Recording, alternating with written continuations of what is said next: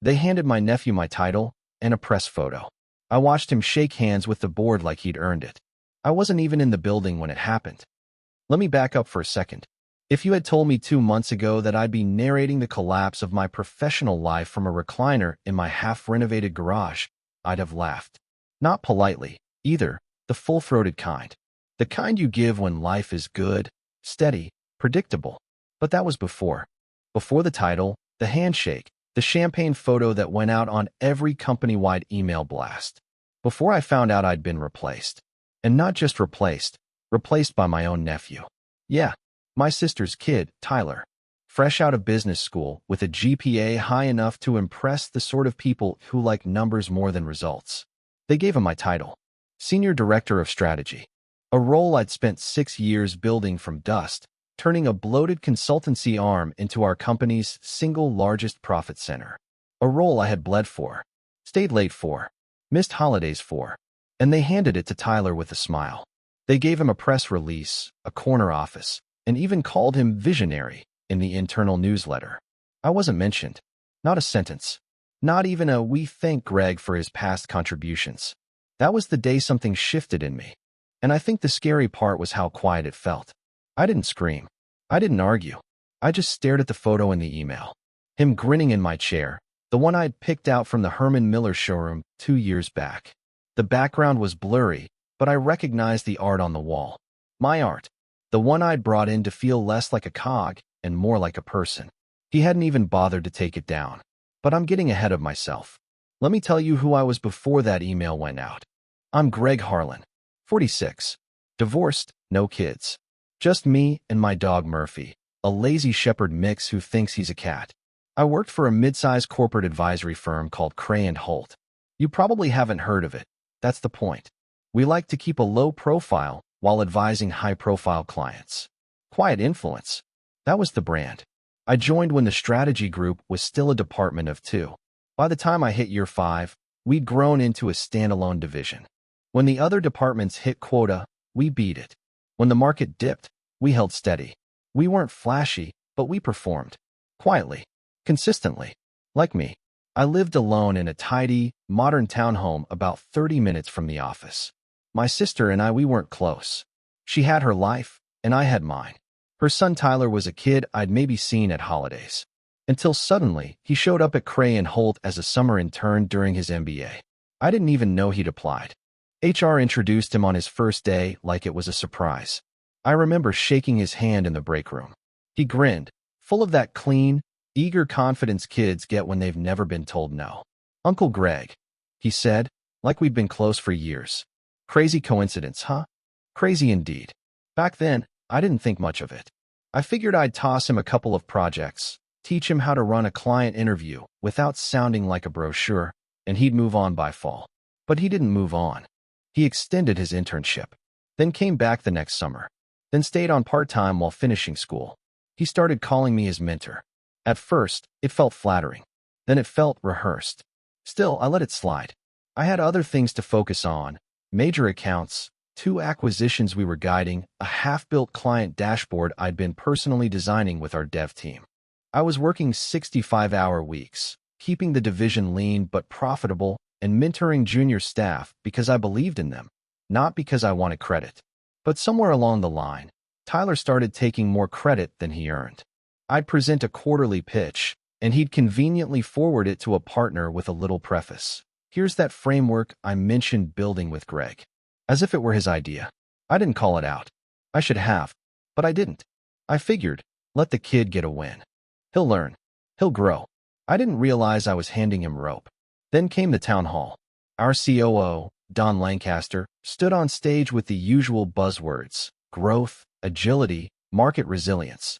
And then he dropped the news like a throwaway line. "We're thrilled to announce a strategic restructuring of our leadership team, including a new senior director of strategy. Tyler Harlan has demonstrated exceptional insight and leadership, and we're excited to see him guide this department into the future." I was standing in the back of the room, sipping coffee. I nearly choked. No one had told me. No one. I pulled my phone out of instinct, opened my email, and sure enough, there it was. The same photo I mentioned earlier. Tyler in my chair, shaking Don's hand. Caption: Welcome our newest leader. I left the town hall early. Walked straight past the snack bar, down the stairs, out the door.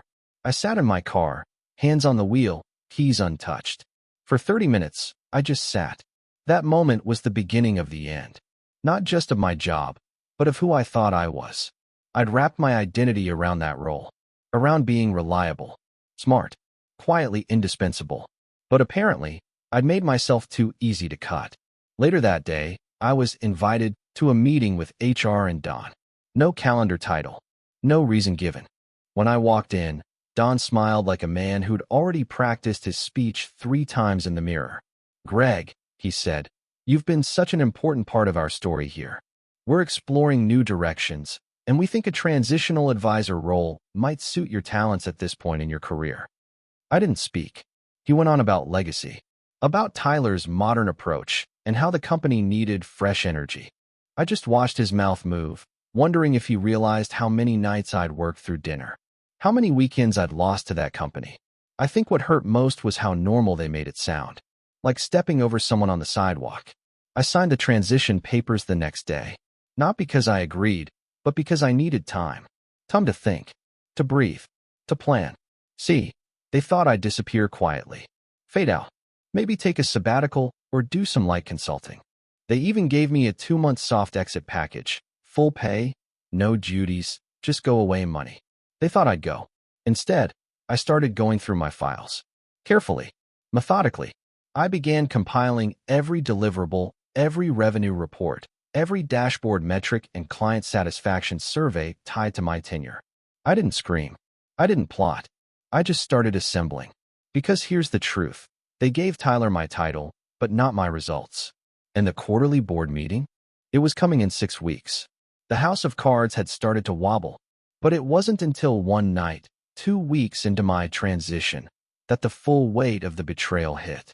I was out grabbing groceries, hood up, cart half full, when I saw it. A print magazine in the checkout aisle. 40 under 40, rising stars in consulting. Guess who was on the cover? Tyler, grinning in front of a skyline that wasn't even ours. And below his photo, a caption in bold: "Young Visionary Reshapes Strategy Division." That's when the air left my lungs. I wasn't just being erased. I was being rewritten. I stood there, plastic basket in hand, staring at his face on that glossy page. And I knew. That was the last time I'd let someone else tell my story. I dropped the basket, walked straight out of the store, and went home. And that night, I opened a blank spreadsheet.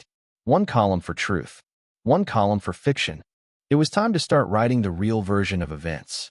I didn't show up to the quarterly sync, but I read the minutes, all 22 pages.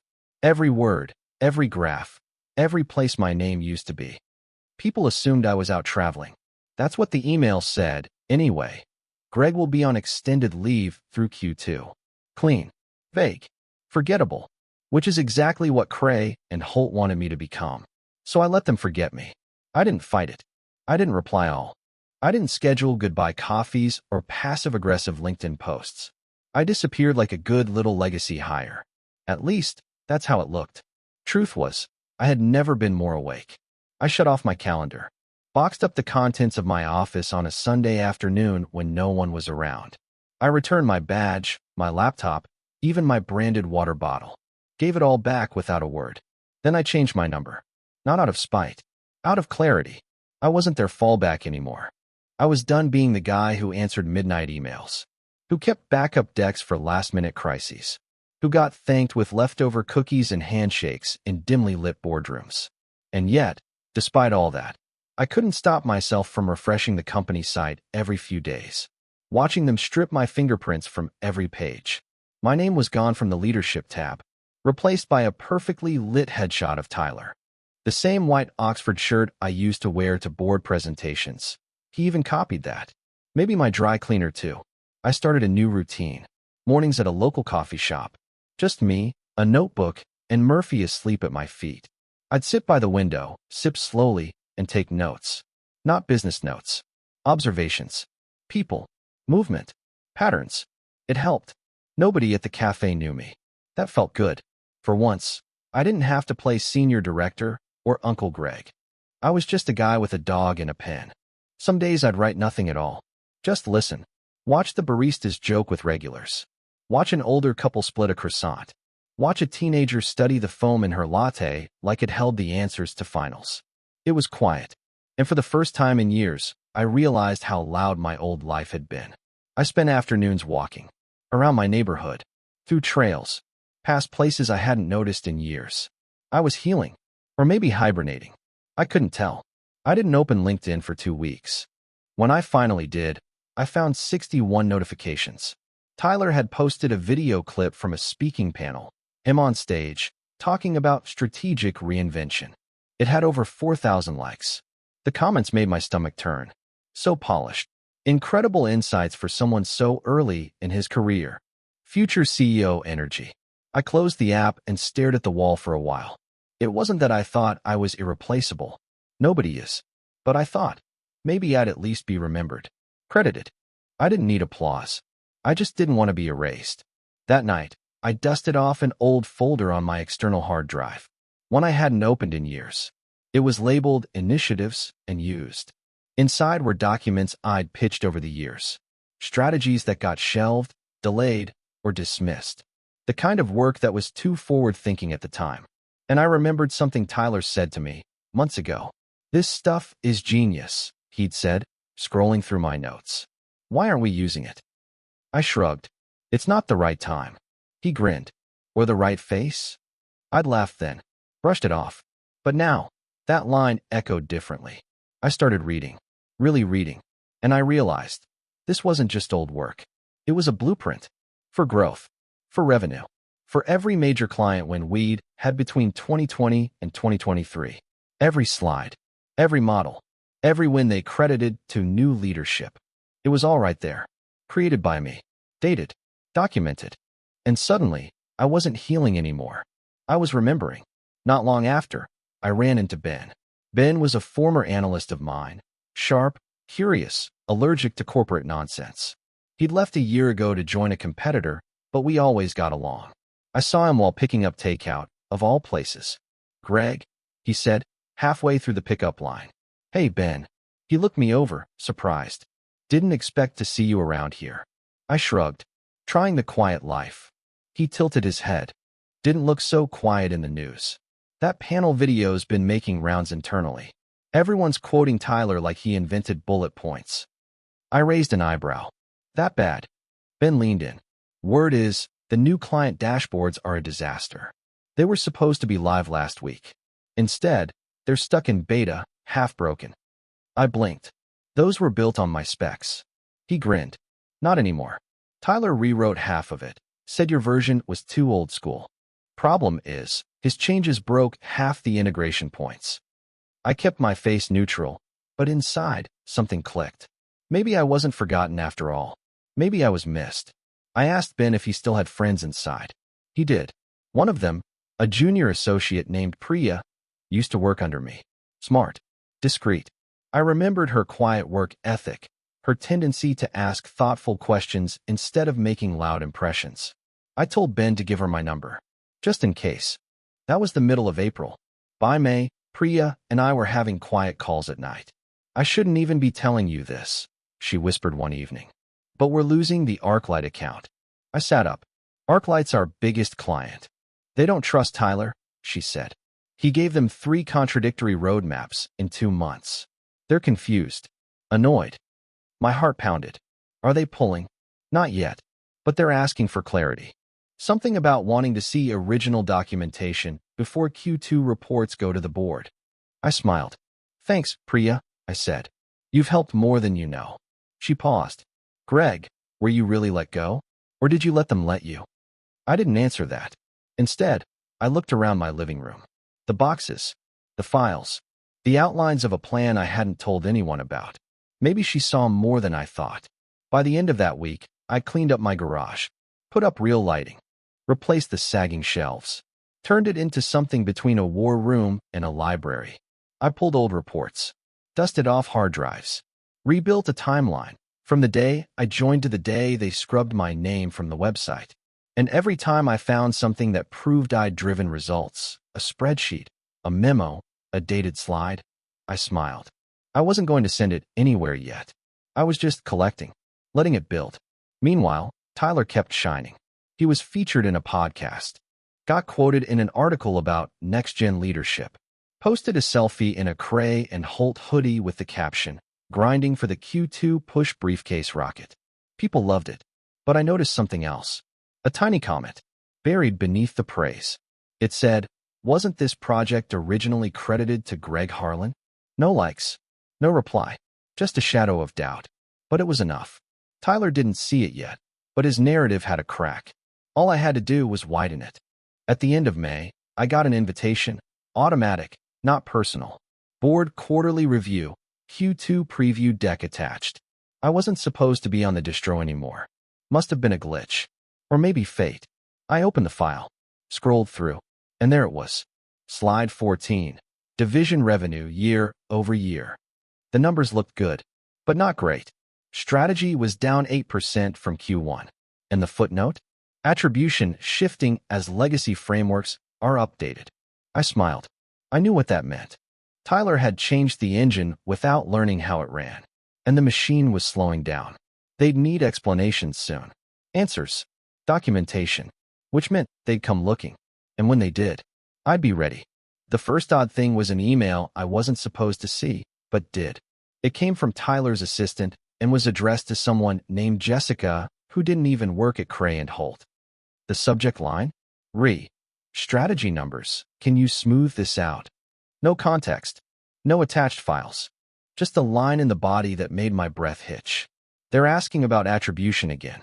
Can you match the tone of last quarter? I'll owe you a sushi night. I stared at it for a long time. This wasn't an email I had access to anymore, not officially. But a junior dev I'd mentored, Sean, had once built me a custom email rule to flag outgoing files with altered metadata. For version tracking, he said. I'd forgotten all about it. Until the filter pinged me. Apparently, some of the automation stayed live even after they wiped my account. I should have deleted it. I didn't. Instead, I copied the email into my notebook, drew a small arrow, and wrote 3 words. He's faking metrics. That was all I needed to confirm what had been gnawing at me since the day I walked out. Tyler wasn't just stumbling. He was patching, repainting the revenue picture with a fresh coat of PR spin. And the moment real questions started coming in, he outsourced the damage control. But it was more than just ego now. It was numbers. Client-facing numbers. Investor-sensitive numbers. That was fraud territory. Or at the very least, grounds for removal. I closed the laptop and exhaled through my nose. It was time to stop watching. Time to start moving. The next morning, I made 3 phone calls. First was to my accountant, Rachel, a detail hawk with a brain like a steel trap. I'd helped her husband land a job years ago during a downturn, and we'd stayed in touch ever since. She picked up on the third ring. Greg? Wow. Been a minute. Hey, Rachel. I've got a situation I could use your help on. Personal or professional? Let's say reputational. She paused just a beat. You have my attention. I told her the broad strokes, that I'd been pushed out of Cray and Holt, that the new golden boy was using my work to prop up his numbers, and that there were discrepancies in client reporting that didn't match internal documents. You're not planning to sue, are you? She asked. No, not yet. I just want clarity. Okay, I'll need document access. You'll have it by noon. My second call was to Glenn, a former partner at the firm who'd retired last year. Glenn was the kind of guy who never carried a smartphone and still wrote client notes by hand. But he understood people, especially the kind who get caught with their hands in other people's glory. When I told him what was happening, he was quiet for a long time. Finally, he said, You always did play the long game, Greg. I respect that. But what do you want from me? Context. Names. I need to know who's most likely to care when the numbers don't match. Glenn didn't hesitate. That'd be Rachel Abrams and 2 board members, Langford and Ngozi. They hate risk. You give them something solid, they won't protect him. That was all I needed. My third call was to Priya. Are you sure you're okay doing this? I asked as soon as she picked up. I'm not sending anything illegal, she said. Just clarifying facts. You're not asking for gossip. You're asking for the truth. I smiled. I always knew you were smarter than me. Flattery won't get you a zipped folder with internal Q1 reports. But good manners might. 2 hours later, I had what I needed. Timestamps, access logs, side-by-side versions of presentations, client updates, dashboards. You know what else I had? Receipts. Tyler hadn't just taken credit for my frameworks. He'd stripped my name from version control, literally gone into Google Docs and deleted attribution comments, copied slides into fresh decks so they wouldn't look derivative, even replaced branded design templates so the color palette looked new. It was all performative. Gloss, flash, and underneath, my skeleton. 2 days later, I walked into a quiet downtown cafe and sat across from a man named Carter Black. Carter worked for a boutique financial analytics firm. Independent, confidential, expensive. He'd been recommended by Rachel. "I'm not a hitman," he said with a dry smile as he stirred his tea. "Just so we're clear." "Don't need one," I replied. "I need a report. Neutral, but comprehensive. Something a board could read without it sounding like a hit piece." He nodded. "Tell me what you've got." I slid a USB stick across the table. He plugged it into his laptop, scanned the files, and whistled. "Someone's been busy. Someone got tired of being erased." He glanced at me, then back at the screen. "This is going to leave a mark." That weekend, Tyler posted a photo on Instagram.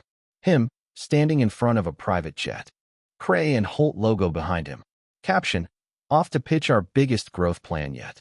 Strategy isn't just what you know, it's how you sell it." Over 9,000 likes. Comments from clients, coworkers, even a few of our vendors. I stared at that photo for a long time. You ever look at someone and realize they have no idea how close they are to the edge? That's what it felt like.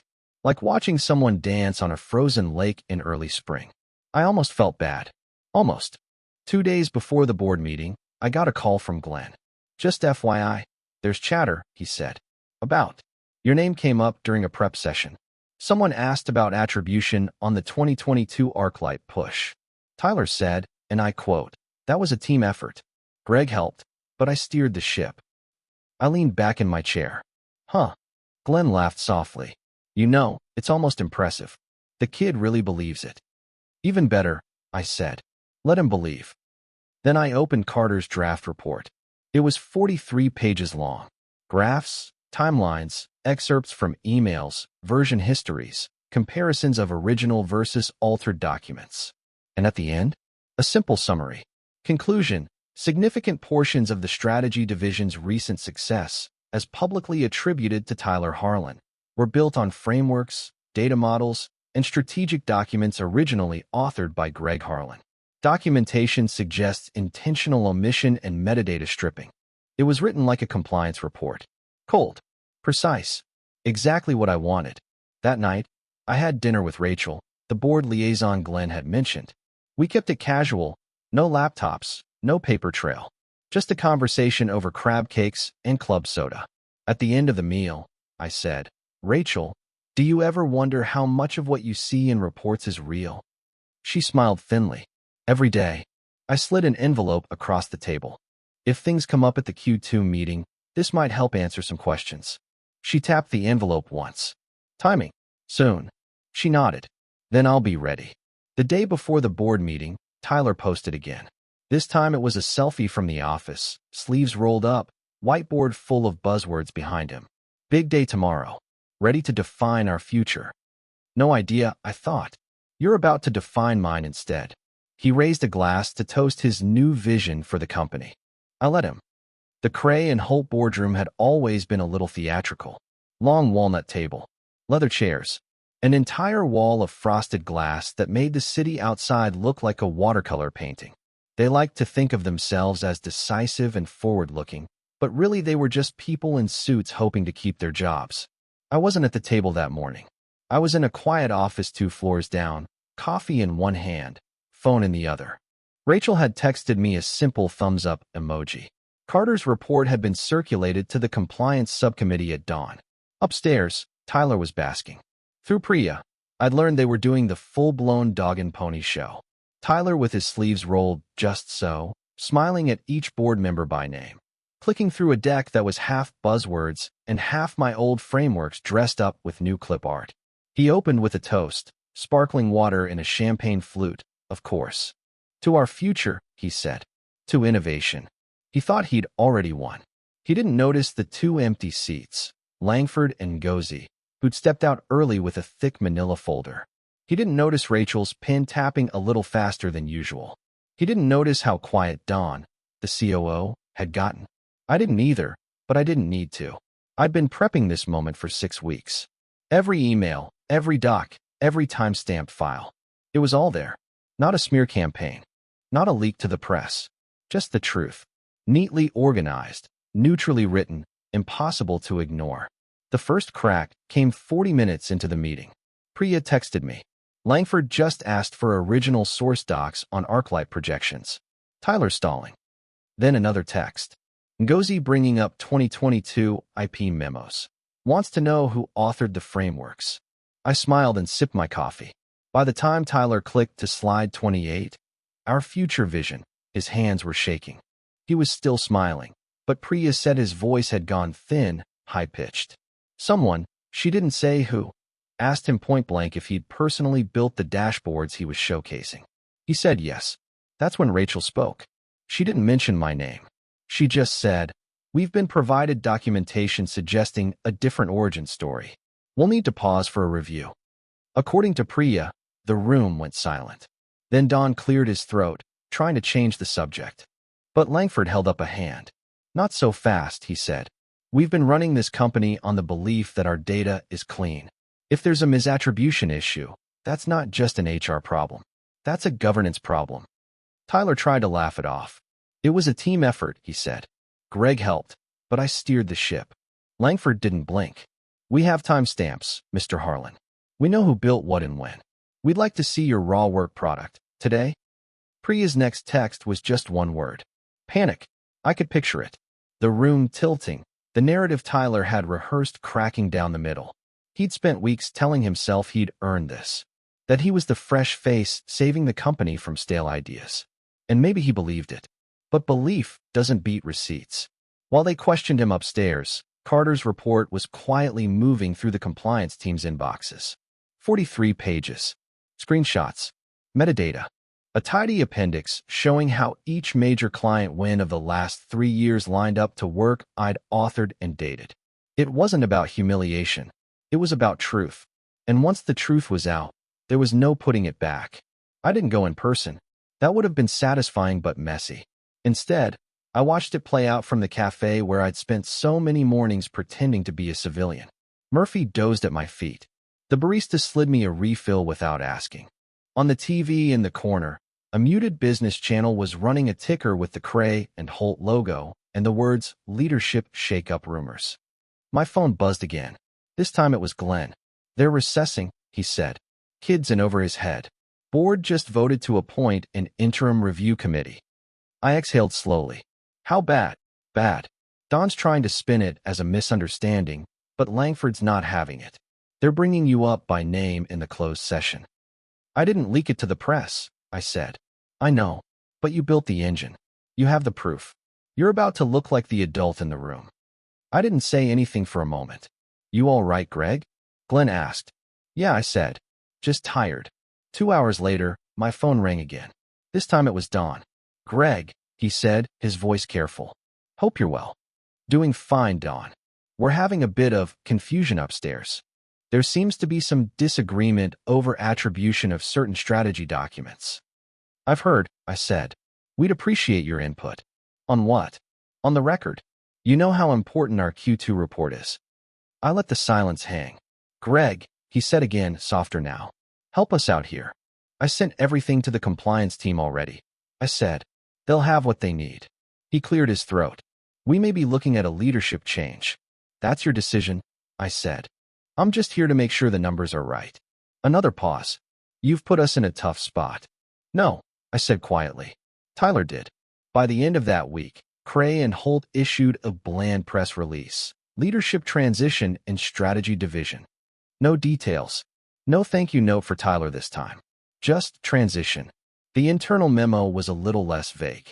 It named me Special Advisor for Strategic Integrity, a temporary role to help reconcile historic work product attribution and support continuity during leadership change. It wasn't my old title. I didn't want it. But it was a public acknowledgement. And it was mine. Tyler's photo came off the leadership page.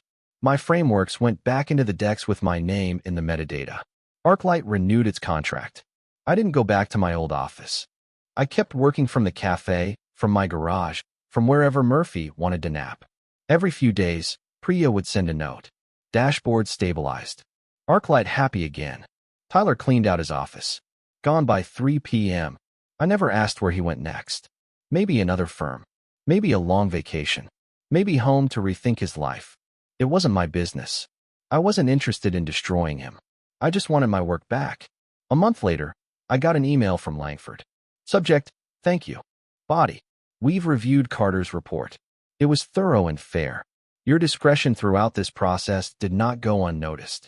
We'd like to discuss a longer-term role when you're ready. I stared at the screen for a while.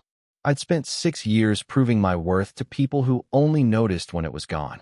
And in the end, the thing that got their respect wasn't a louder voice or a flashier deck. It was documentation, consistency, quiet truth. When I finally replied, I kept it short. Appreciate the note. For now, I'm taking some time off. Greg. Then I closed the laptop, grabbed Murphy's leash, and stepped out into the afternoon sun. People always expect revenge to look like fireworks. Screaming matches. Headlines. But mine was quieter. It was just patience plus paperwork. It was giving them the rope and letting them weave their own noose.